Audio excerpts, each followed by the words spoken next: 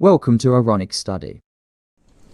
Hello अस्सलाम वालेकुम dear student. आज हम chapter cell basic unit of life से टॉपिक सेल मेम्ब्रेन के ऊपर बात करेंगे।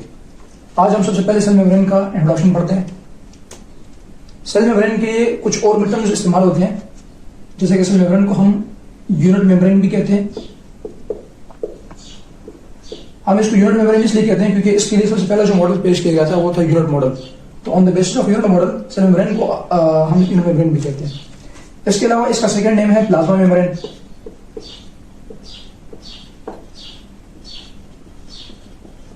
और इसके अलावा इसको एक और टर्म भी दी जाती है, वो है प्लाज्मा लीमा।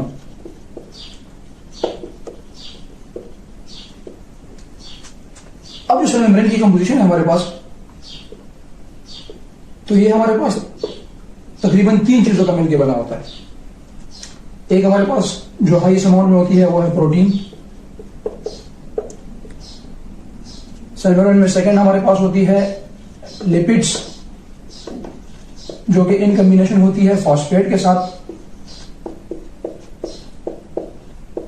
और लिपिड एंड फॉस्फेट मिलकर हमारे पास बनाते हैं फॉस्फोलिपिड्स।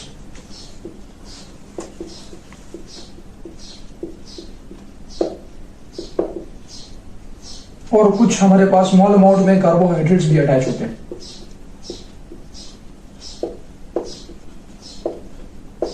इसकी अपर सरफेस पे, जो कि बाद में ग्लाइकोप्रोटीन्स और ग्लाइकोलिपिड्स की फॉर्म में हमारे पास अवेलेबल होते हैं।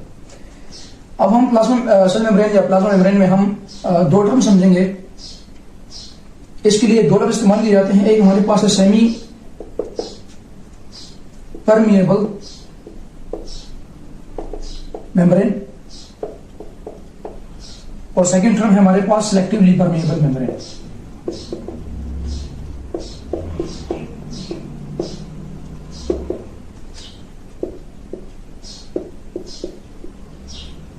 अब ये हम कैसे कहते हैं?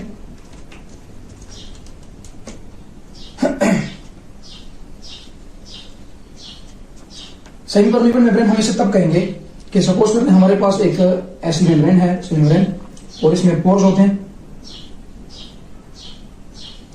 और मान लें कि ये हमारे पास इनसाइड सेल मेम्ब्रेन है और ये हमारे पास आउटसाइड सेल मेम्ब्रेन है।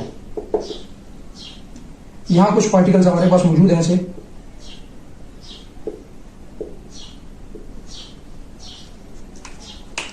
अब ये जो पार्टिकल्स हैं इन्होंने एंडोसाइटोसिस जरिए सेल के अंदर जाना है। तो ये जो पोर्स हैं ये इसको अलाउ करेंगे अंदर आने के लिए। अब ये जो पोर हैं, अगर इस पोर का साइज हमारे पास इन पार्टिकल के साइज से बड़ा है तो ये अलाउ करेंगे हर मॉलिक्यूल के वो अंदर आए। अब हो सकता है कि ये मॉलिक्यूल हमारे पास यूजफुल हो, या हो सकता है कोई ड्रग्स हो, यूजफुल ड्रग्स, या कोई हार्मफुल टॉक्सिन मटेरियल हो। बट हर वो पार्टिकल जिसका साइज हमारे पास सेल मेम्ब्रेन के पोर साइज से छोटा होगा वो इजीली डिफ्यूज हो जाएगा और अंदर आ जाएगा हमारे पास, चाहे वो यूजफुल हो या हार्मफुल हो। उस केस में सेल मेम्ब्रेन को हम कहते हैं सेमी परमिएबल मेम्ब्रेन। परमिएबल कहते हैं अलाउ करने वाला, सेमी कहते हैं हाफ। तो ये हर उस मॉलिक्यूल को अलाउ करेगा जिस मॉलिक्यूल का साइज उसके पोर के साइज से, सेल मेम्ब्रेन के पोर के साइज से छोटा हो, चाहे वो यूजफुल हो या हार्मफुल हो। तो हम कहेंगे सेमी परमिएबल मेम्ब्रेन। सेकंड हमारे पास है selectively permeable membrane. Same case हम दोबारा यहां पर एक मेम्ब्रेन बना लेते हैं और उसके दरमियान हमारे पास कुछ पोर्स हैं। अब ये हमारे पास आउटसाइड एरिया है सेल मेम्ब्रेन का और ये हमारे पास इनसाइड एरिया है सेल मेम्ब्रेन का।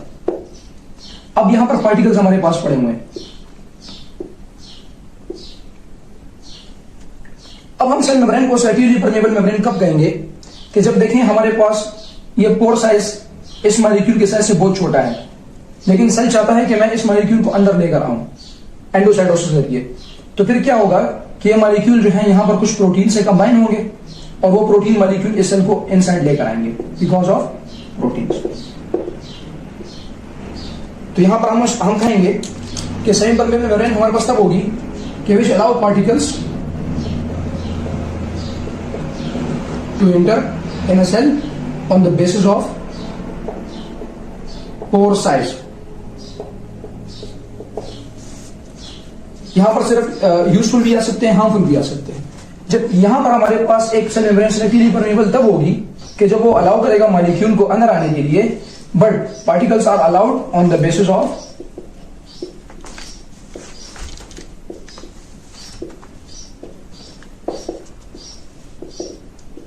Of their need. यहां पर हमारे पास साइज डिपेंड नहीं है। अगर पार्टिकल का साइज हमारे पास पोर के साइज से बड़ा है तो वहां पर कुछ प्रोटीन मॉलिक्यूल इस पार्टिकल से कंबाइन हो जाएंगे और वो एंडोसाइटोसिस के जरिए अंदर आ जाएंगे। अब हम जब लिविंग सेल के अंदर बात करेंगे तो जो प्लाज्मा मेम्ब्रेन है या सेल मेम्ब्रेन है हमारे पास, वो लिविंग सेल में सिलेक्टिवली परमेबल होगी हमेशा। In living cell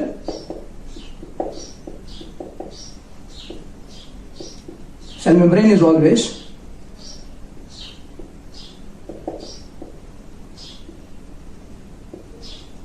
selectively permeable।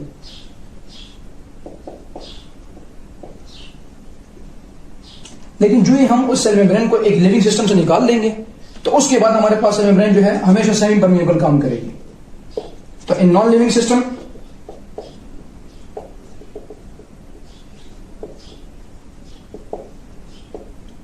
It is always semi permeable.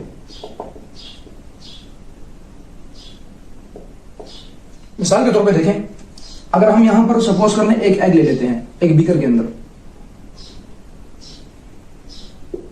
और एग हमारे पास एक हाइड्रोक्लोरिक एसिड में पड़ा हुआ है सॉल्यूशन में,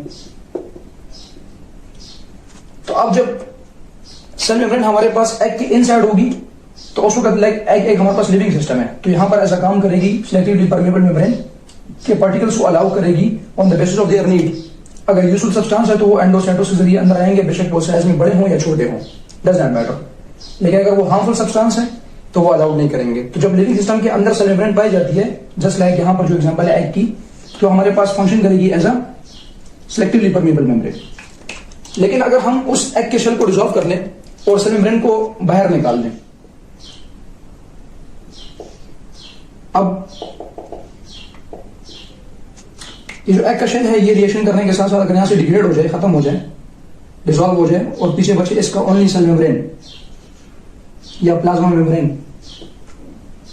तो अब ये एक लिविंग सिस्टम से बाहर आ चुकी है। अब ये नॉन लिविंग सिस्टम के अंदर मौजूद है, लिहाजा यहां पर ये काम करेगी सेमी परमेबल मेम्ब्रेन और ये मॉलिक्यूल को अलाउ करेगी on the basis of their size. तो अगर मॉलिक्यूल हमारे पास पोर साइज से छोटे हैं तो वो प्लाज्मा मेम्ब्रेन के अंदर आ जाएंगे, वरना अंदर अलाउ नहीं करेंगे। अब हम जरा इसका एक बार गो थ्रू कर लेते हैं। सेल मेम्ब्रेन के कुछ और भी नाम हैं जो एमसीक्यूज वगैरह में पूछे जा सकते हैं। इसको यूनिट मेम्ब्रेन भी कहते हैं on the basis of unit model, plasma membrane भी कहते हैं, प्लाज्मालीमा भी कहते हैं। सेल मेम्ब्रेन की कंपोजिशन हमारे पास होती है proteins, lipids and phosphate from phospholipids as well as carbohydrate. और यहां पर दो इंपॉर्टेंट प्रॉपर्टी है इसकी, सेमी परमेबल मेम्ब्रेन की और सिलेक्टिवली परमेबल मेम्ब्रेन की। सेमी परमेबल मेम्ब्रेन हमारे पास वो होगी जो पार्टिकल्स को अलाउ करेगी इंटर होने के लिए on the basis of their pore size, जबकि सिलेक्टिवली परमेबल मेम्ब्रेन वो होगी जो पार्टिकल को अलाउ करेगी on the basis of their need. तो सेमी परमेबल मेम्ब्रेन हमारे पास नॉन लिविंग सिस्टम में पाया जाएगा, जबकि सिलेक्टिवली परमेबल मेम्ब्रेन हमारे पास लिविंग सिस्टम के अंदर पाया जाएगा। तो उम्मीद करता हूं कि आज आपको हमारा ये लेक्चर पसंद आया होगा और मजीद ऐसी वीडियोस देखने के लिए हमारे चैनल को सब्सक्राइब करें। Thanks for watching our video.